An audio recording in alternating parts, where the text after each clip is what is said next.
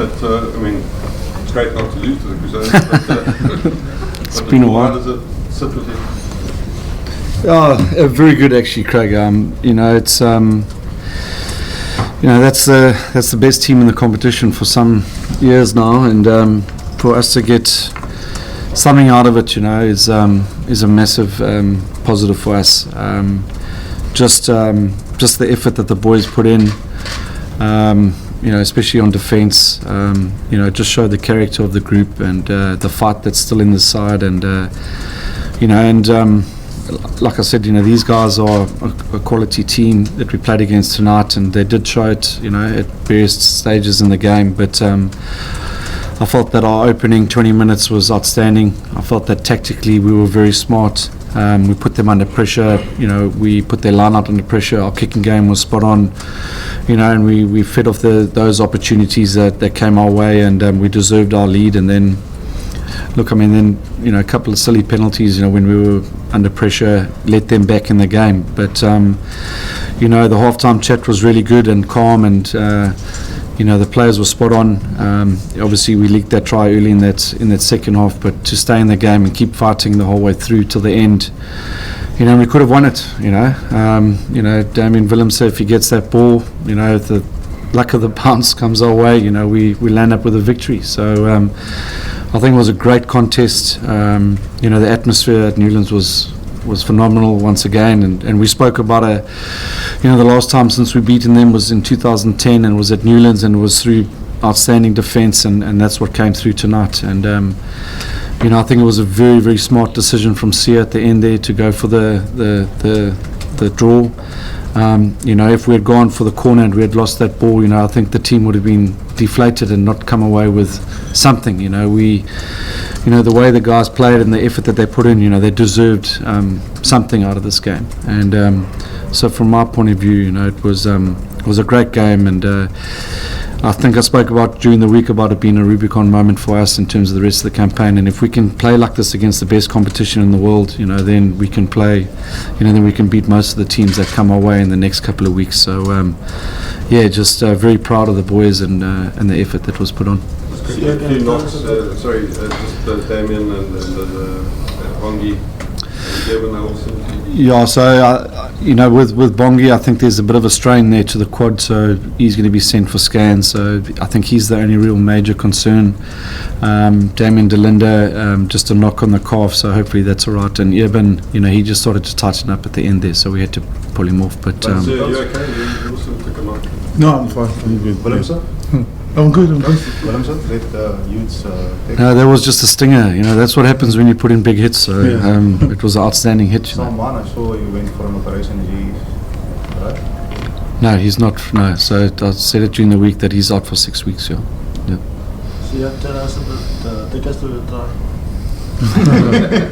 Sure.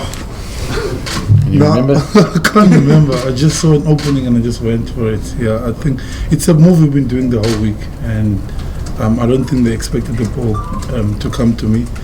And when I saw Moanda there, I didn't want to think too much. I just do what comes in. It was going hard, and what Davy and them have been teaching us in the weekend, Coach Fleck, to use our feet, and it worked very well. Was that the Elton Yankee score? Elton said I mustn't speak about that. Flecky, how did you feel about Josh's performance at 10? Yeah, Steve, I thought that he was, again, the good start was because of his tactical kicking, and, when the kicks were spot on, they tended to make mistakes. Maybe one or two kicks went astray. That's when our chase needed to be a little bit better to put them under more pressure. And again, I felt he controlled things fairly well. It was always our plan to bring Jael on early in that second half from a tactical point of view. And again, I thought he also played really well. And his tactical kicking, and you think about that kick at the end there for Damien Willemse, was spot on, and and I think that both Flaws, brought it today. Rob, just a bit on the intensity. I mean, the Crusaders always seem to kick on in the second half, and you guys kind of went the distance, 9 points down even, and you came back. No, and look, and that's what it was about, John, it was about our effort, the intensity. We knew that they were going to bring the tempo to the game, and I think it was a funny start from both teams, in the sense that there was that long sort of break between the first scrum, and that I think sort of maybe had subdued their sort of intensity and their tempo, which allowed us to get the upper hand, and they certainly brought the intensity in that first part of the second half, and we managed to scramble, and they were creating a few opportunities, but again our scramble defence was excellent, and we were able to put their skill set under enough pressure to not to allow them that continuity in their attacking play. So just again credit to the boys, just they kept going, and there was some tired players out there from both sides, I think. And I certainly think that we finished off the stronger team, trying to, chasing that game, and 3 points adrift. We certainly, our maul was going really well. Our scrums were outstanding at the end there. So it was a game for us to win, and we had that chance, like I said at the end there, just a little knock on, But great effort. Rob, do you think?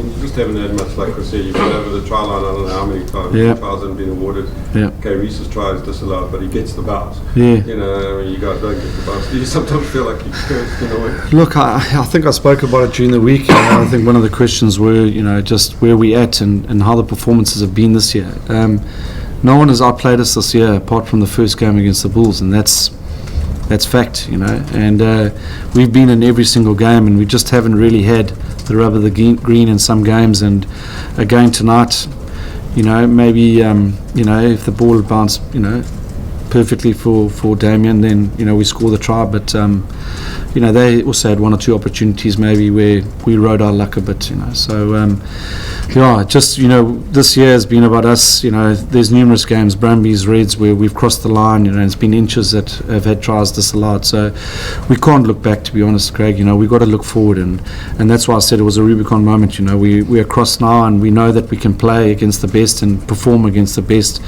and we're not going to review too much in this game. We can only look forward. It's in our hands. We're 6 points adrift of the top teams in the conference. We've got 3 games at home, and 1 away, and there certainly are. If we give the effort and the and the attitude and the intensity that we brought tonight, then we can work on other little things, to limit our errors. But if we bring that every single week, then I think that we've got a good chance of qualifying. But we're back Monday, and it's next job is the Highlanders, and I think that's why I credit to Sia for that that decision at the end there. If we had walked away with this game with a loss, it really would have done damage to the squad. But 2 points is 6 points is better than 8 points adrift, and to get a result like this against a quality outfit can only give our boys a lot of confidence going forward. Yeah, did that cross your mind when you made that decision?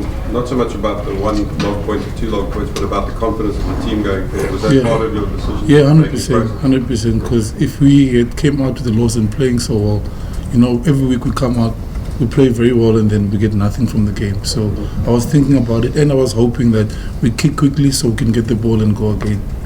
Yeah. You actually chopping trends with centres more than any position this season. Yeah. Do you feel that's having an impact on you guys not coming across the line? Look, how many teams have scored tries against the Crusaders this year? We had a quality set-piece try from Sia. This is the best defensive team in the competition, and you don't get easy tries against these guys. So we're not concerned about where we are in terms of how many tries we've scored. It's all about us getting the wins, and really building on that. So it's not about the midfield. It's a collective effort, and I think that we can smarten up when we get inside the 22 in terms of our attack. But we knew that if you go wide early against the Crusaders, it's at your own peril. They feed off your mistakes, and which they did at times. So we felt that we had to take them on through the middle, and we did that last year, and we did it again this year, and that's why it was such a tight contest. Obviously, we would like to score more tries, but against these guys, it was the right tactic. And we probably could have got a little bit more reward here or there, but. Next week's a different challenge. It's a completely different team we're playing against, different defensive team that we're playing against, and as I said, these 2 points were critical. Can you guys take out of the Lions' win with Ireland? Yeah. I mean, in terms of results, if we want results to go away, they probably didn't go away this week, in terms of the Bulls winning and the Jaguars winning and the Lions winning, but, in terms of the conference. But yes, they got a good win this afternoon, and that certainly does give us confidence that South African teams can play against the Kiwi opposition. And if we get it right tactically and we get the right mindset and the players can deliver it on the pitch for the 80 minutes, then there's no reason why, we can't beat most teams. So what was the atmosphere in the dressing room like afterwards? Obviously no player likes to draw, but then again you guys weren't given a chance by most people. So how did the guys feel afterwards? Was it an empty feeling, or were the guys really chuffed? I think it was quite empty. We really wanted to win. I mean, from Monday already, we kind of knew how the atmosphere would be, and everything we spoke about and what coach prepared us, it happened exactly like that. I mean, we've played here before, and when we heard on Tuesday already that there's 30,000 tickets sold, I mean, it's the biggest crowd we've had all season long, and we wanted to give it our best, and we were quite confident, and we knew that not a lot of people were backing us to win that, I think. But like I said to the team, this, we would have loved to win, but we really have to use this, and we can't just turn up this week and then next week turn it down. We're in a position where we have to win all the games to make the playoffs. It's quite tight in our conference, so I think the way we played, we can take confidence to next week's game. Flecky Wilco low, what's the issue there? Yeah, Steve, he strained his groin on Thursday in the gym, so not too serious, so it was just basically, if we take the risk of playing him tonight, then, he could be out for the rest of the campaign, which, a lot of our injured guys at the moment, are pretty much on that sort of 6-week, injured list, and, we can't afford that, so we need to manage our squad correctly. So, but I felt that Francois Herber played exceptionally well after having missed 2 weeks of rugby, and then Netlin Forche for me was outstanding. His scrummaging work, his movement around the park, he's a real, he's a young and up and coming player in our group, and I felt that he had a great game. So it'll be great to have Wilco back next week, but like everybody else, it's going to be, we're going to have the same attitude. We're going to fight hard to get selected in the squad. We're going to train hard and put some plans in place, and like I said, if we can take this attitude going forward, then then that's the least we can do. All right, happy everyone. Thank you very much.